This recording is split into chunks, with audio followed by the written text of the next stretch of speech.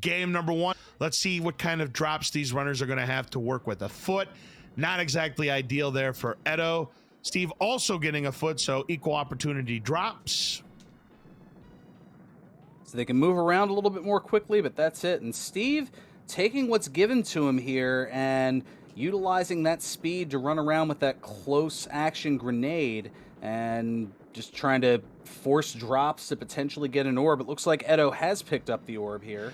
Yep, so the RNG, just like in game number one, early on favoring the favorites here and underwhelming the underdogs as Edo has that orb. Steve has not gotten anything yet. He's fishing for an orb, and this is exactly what you want to do, provided that you don't have to go a long ways to pick up that drop. And it's just very unfortunate that Steve getting nothing in collect powers, already finding himself behind the 8-ball. He needs to see some weapons here, and that is not a weapon game. Come on.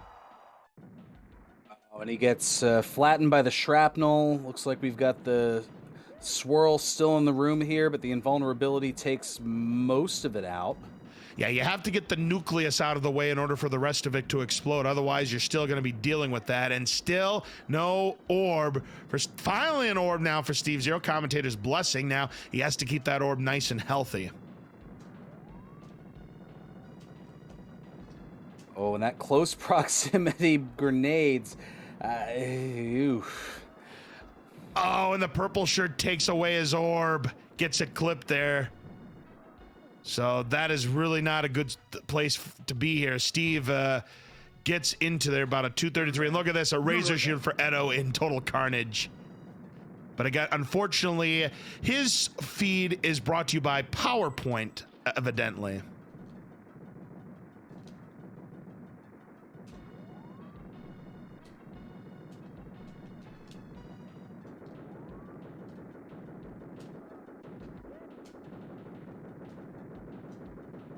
All right, spreader for SteveZero. More spreaders now.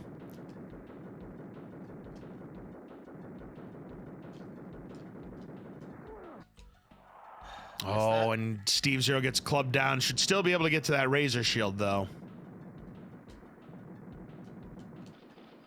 There's some rockets. And they were at least far away enough that they weren't touching the edge where you can't grab it. That is the one bitter part to the razor shield, is if you have something that's near the wall, not quite able to get it. And there's a second razor shield as Edo's going to enter the secret room, the bonus room. And he's going to be about 23 seconds approximately ahead of SteveZero. Both players, though, do have the orb going into tank trouble. I guess it's Taco Bell. Yep. Taco Bell product placement with Taco Bell? I imagine I'm really far behind. Yeah, there was enough time in there for it. Yeah, for sure, with what's been going on here. Again, unfortunately, we're having some visual issues on Edo's really side here. So let's see what happens with SteveZero. The first drop foot. Come on, game. There's rockets, and he's going to be able to get to it, but unfortunately, just gets overwhelmed by all those foot soldiers. Very easy to do in tank trouble. This is one of the most frequent spawn rates in all the game, even in the normal percent and later rounds of this. Yeah, this is very comparable to a Arena 3 room that you would see in the normal or hard percent category.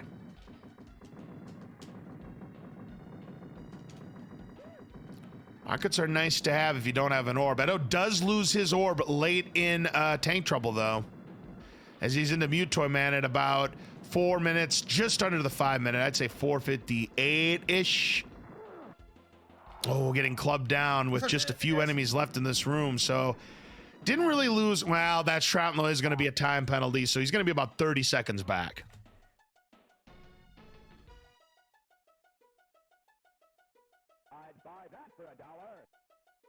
And gets electrocuted here, does Edo87. I mean, this feels like my a project that I'd be working on in high school, and I've just half reared my way into it at the last second because I decided to procrastinate on it. This is what it looks like on Edo's side. I'm not gonna lie.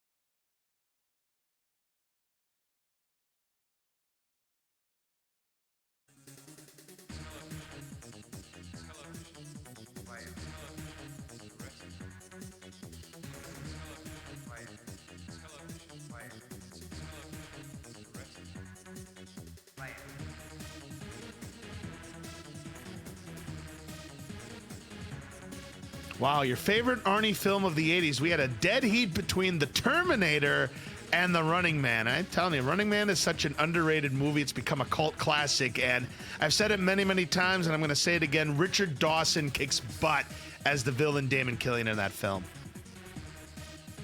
He most certainly does. I mean, come on.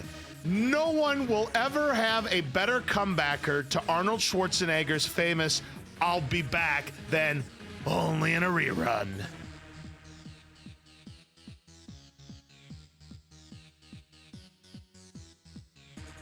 Plus, you had Jim Brown in the movie. You had Jesse the Body Ventura. Yeah, you had quite a good star-studded cast in that film.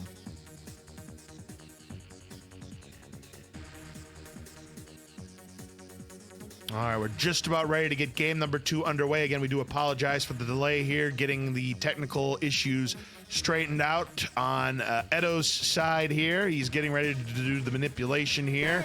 So both runners should be ready to go shortly here for game number 2. Again, we got Edo87 up 1-0 in this best of 5.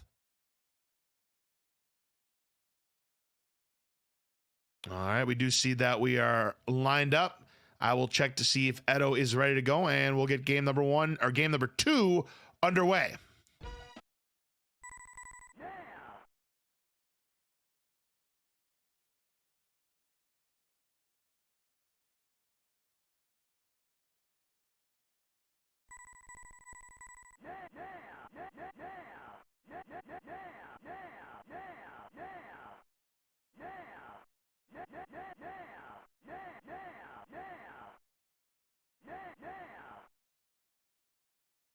Okay, I've got both of these runners counted down here. Game number 2 should be underway in a matter of moments here. We'll see if SteveZero is able to rebound here or if Edo can take a commanding 2-0 lead in this best of 5.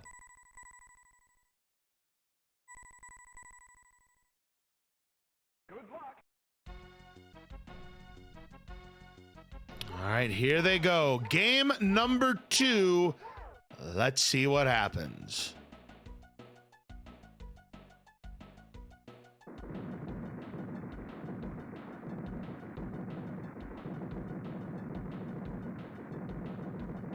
So both have their razor shields. SteveZero trying to get through as many of the doors as possible to get the maximum kill rate.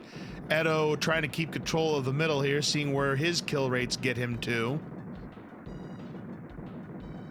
And this is pretty close, and it is, for all intents and purposes, this is even. I think it's going to be a slight edge to Edo because he's closer to the door. All right, we'll call it a draw. For crying out loud. That was not what I meant to say. Of course it's going to be a draw. I don't know why. My brain wanted to say something, but the words came out something different. Anyways, vulnerability for Edo87, but rockets now for SteveZero. But he's going to ignore it. That is an interesting strategy. I mean, I get he wants to keep control of the middle, and now he's going to get that orb. In the post game, he'll probably say it was a manip. It probably was a minute. Right you are, Burgundy. Very, very good analysis right there. He's not the best color commentator in the man for nothing. 129 for Edo going into Eat My Shrapnel, but no orb. SteveZero, but there's the orb. He needed to see that, but he's got to get rid of that swirl. He's 9 seconds ahead. Oh, Steve loses that orb again, and he takes a death in Eat My Shrapnel, just like in game number 1. Does get a replacement orb, but he's probably going to be at least a dozen seconds back after taking that death. Rocket should help him. Oh, and then he gets called at the door, too. And again, that just might be the inexperience talking here, Bergs. I mean, I know he's one of the newer runners and all, but he can't be doing that.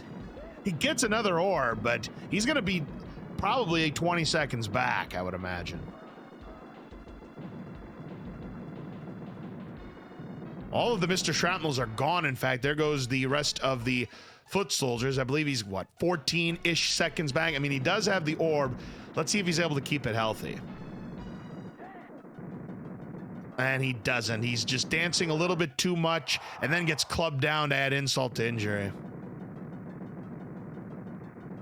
Yeah, it's hard to keep the center when you can't even get the center under control. I know that's I know that's challenging for a lot of people. All right, we got another poll question up as Edo is doing a nice job keeping control of the middle, keeping that orb nice and healthy. Going to finish off that room, and it's going to be, yes, a sub 310 into the bonus room. That's a very respectable time there for Edo. You know, if he has a good tank trouble, PB chance, sub 6 opportunity could come from here for Edo.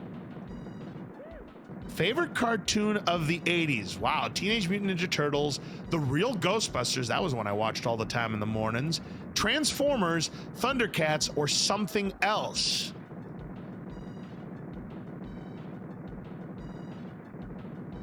Yeah, I had to vote and go off the board, like in the Joker's Wild, and Yes. I went with... Good reference there. Yes, the off the board, because the two other categories that go with the Joker you really didn't want to play with, and you'd rather take the $50 opportunity than throw $100 or $200 to your opponent. Love that reference. Yeah, no, I went off the board with, my favorite was the Smurfs. Ooh, that was a good one. Yes, I mean, it had a very, very nice long run. What, 8 years or something along those lines? Yeah, that's a good choice. 81 to 90, I want to say. Yep, you are correct about that. I think the last new episode was in 89, but I think the reruns ran until 90. I think you've got it right on the nose there, Burgundy. And meanwhile, Edo going in here with a 430. I'll tell you what, under 90 seconds, there's your sub 6. So Edo with a chance at a PB here, folks.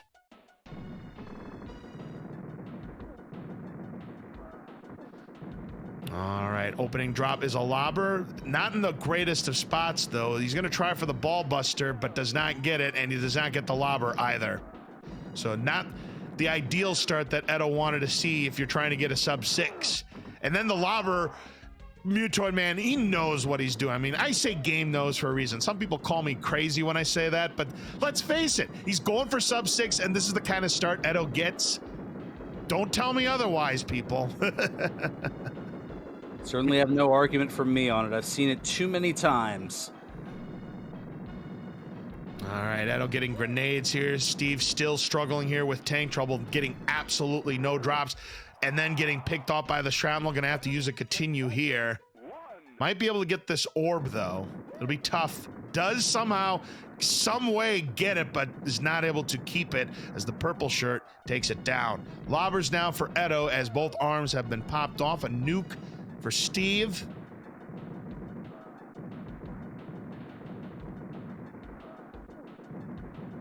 And there goes the end of the room for Steve. So now he's going to be entering the Mutoid Man fight. He's going to need a lot of drops and Edo to get some empty drops here. I mean, Mutoid has not cooperated with Edo here in game number 2, to say the least. There is the head popping off, and now he gets a spreader. This could be enough to finish the job.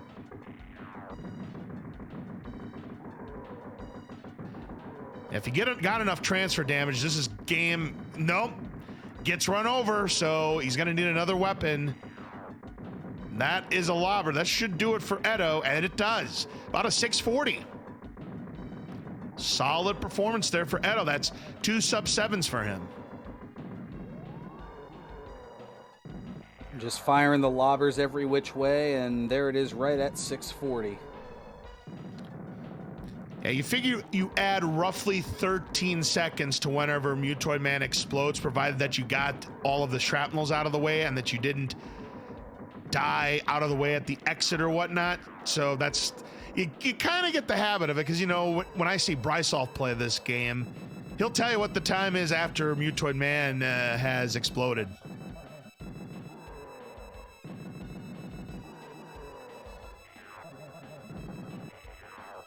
All right, ribcage exposed here for Steve.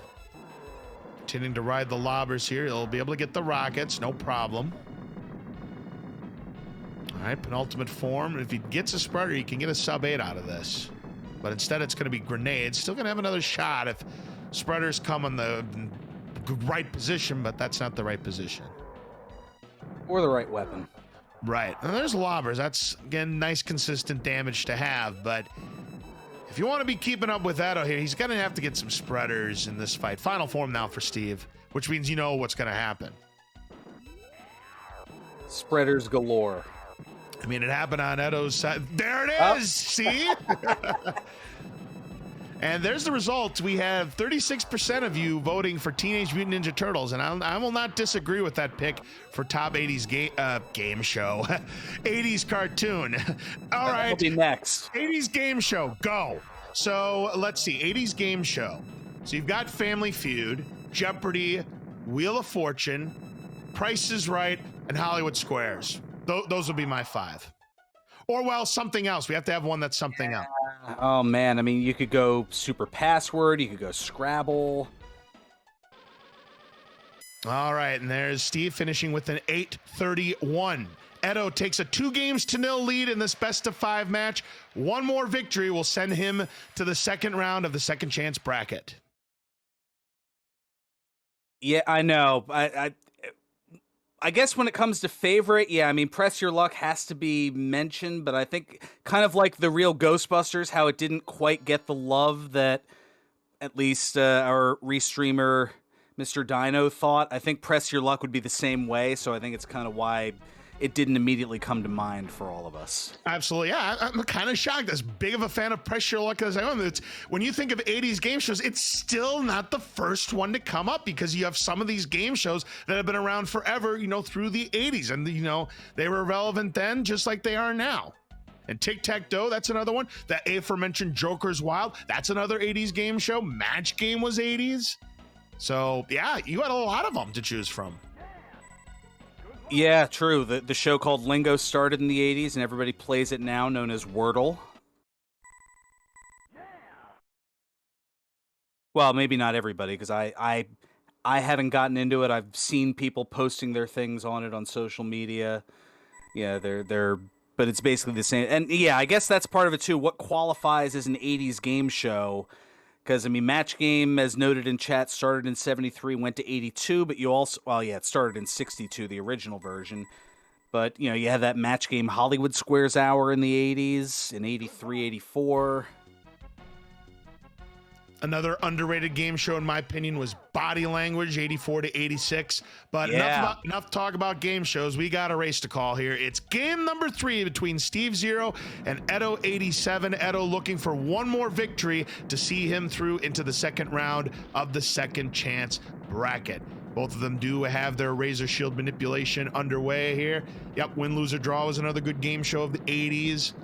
And there is a smart bomb for Edo. If he uses it properly here, he could finish off the room. Gonna ignore it. He could have used it, but decided not to. Nevertheless, he will still have the whole shot coming out of this room at about 43.5. Steve looking at about a 45.5. So a 2-second lead for Edo going into collect power-ups. Let's see what happens.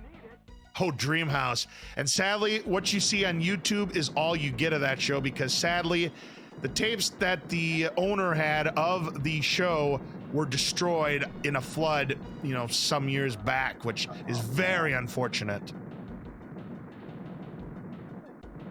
All right, so both players have the orb here in collect power-ups. Now, let's see if Steve can keep it healthy. That's been something he's been having trouble doing here in this match. He's got rockets now, which is great and all. There's a new... Oh, he almost got too close there. He's got to be more careful with his movements there. Edo with a 128. Steve should have used that nuke to take out those 2 Mr. Shrapnels, but still, 134, about 6 seconds back, so he's definitely very much alive here as we go to Eat My Shrapnel. And then he loses it. Bumps into the green soldier there, loses the orb. Gets it back, though. Yeah, the game has been generous with the number of orbs that Steve has gotten in this match. I mean, I know he's had a tough time keeping them intact, but, the game is at least giving Steve the opportunities. I mean, some matches, you get 1 orb, you lose it, that's it. You don't see another one. 212 into total carnage there for Edo. Keep doing a good job keeping that orb healthy. SteveZero still has the orb. He'll be 10 seconds back at 222. There's a razor shield, and he's able to get to it. Can he get back to the middle? Very nice movement there from Steve, getting that razor shield and keeping it healthy. Very good job. Meanwhile, Edo dropping the orb, and now he's fishing for another one as he picked up grenades. And he does get a replacement, Wow. so the moves pay off, and the RNG favoring the favorites yet again. Steve getting some rockets, now spreaders to follow up that razor shield. More rockets now for Steve, so the game giving Steve what he needs to stay in this game with Edo. Edo staying in the middle, but not getting really any weapons to complement that orb. Only one fragment of that razor shield left on SteveZero's. I'd watch out for that shrapnel. He's able to dodge it. And close to the end of the room are both of these runners, I would imagine. Nuke, I would use it. I would use it. If he would have used it sooner. Orb, yeah. I know. If he would have used it sooner, he could have actually had the lead. It's time for Taco Bell. Taco Bell. Product placement with Taco Bell. Oh, man. Yeah, he used the nuke, but just was too late. If he uses it right away, he'd have been in the lead. No joke. That was a good total carnage otherwise there from Steve. Now he's going to really be scrambling here in and then with a dude to start, that's exactly not the start you want to have. Edo though losing his orb as well, so both of these runners I think are going to be scrambling.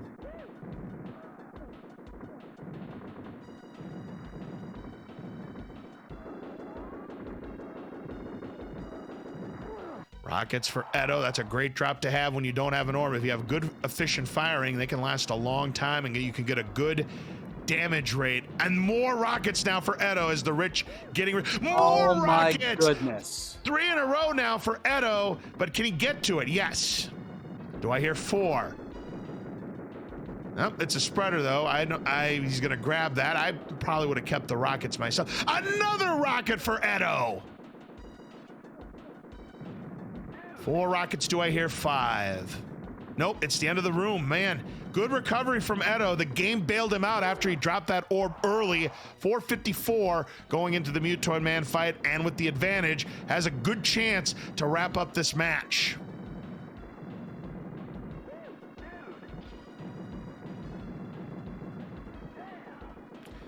Oh, but Edo makes a mistake. You see, you don't want to be picking up the lobber before taking down the swirl, because that's exactly what happens, and Edo lost all that lobber, and a late drop, he's going to get another lobber though. But Steve is very much in this game.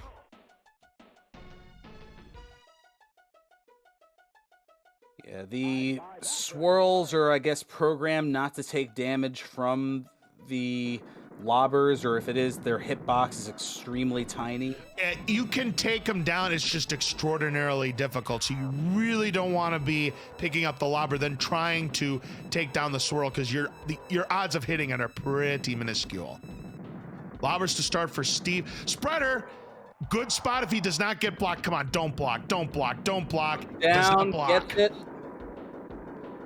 This is an opportunity for Steve to take the lead here. Rockets does get run over. He should be able to get to that lobber. Yeah, he'll be fine. One gunner's still attached though on Steve's side. Lobbers for Edo as well. Gunner. They're neck and neck. They're tied. Oh, you'll love to see it. Both gunners are attached. I didn't realize both gunners were attached. Oh, and he gets sabotaged by grenades. He's going to try to take down one gunner. Does so. He'll still get this. But look at this. The spreader for Edo. This could do it. Another spreader. Another one, and just wow, final form just like that, but unfortunately does get run over. This lobber could be enough for Edo. There was enough transfer damage. If he's not missing shots either, and but he gets run over. Steve needs a spreader now. There's a lobber for Edo. This should do it. Missing a lot of shots, but there it is.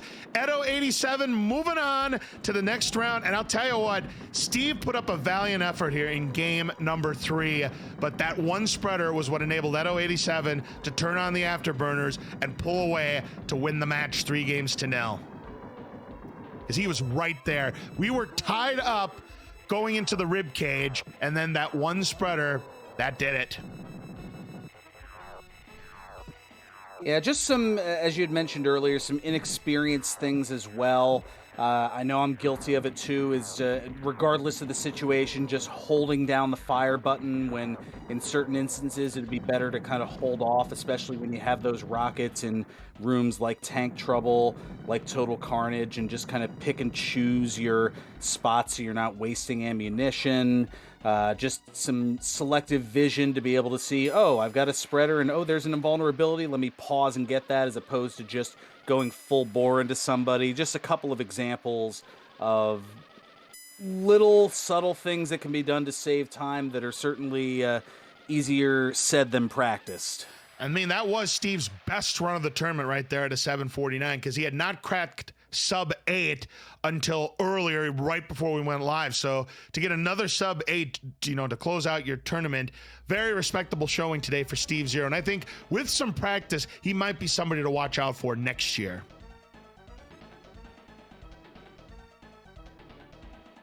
And to think, if he didn't have that PB prior to the start here, that would have been a PB here on stream in the tournament. Absolutely, which, is very impressive to get. I mean, we have given away all of the Drumboardist awards already, but yeah, to do it in the biggest competition, to get a PB there is nothing short of impressive. So GG to both runners, but it is indeed going to be Edo87 moving on to the next round of the second chance bracket. And with that will conclude our coverage for tonight. We have, again, one more left to go in the first round of the second chance bracket, and then we will be down to 24 contestants. That match, again, going to be John Bloody Thumbs and Gruntiatus, which, again, tentatively we have that scheduled at Monday, 6 p.m. Eastern. And then after that, we go to the money rounds in the winners quarterfinals.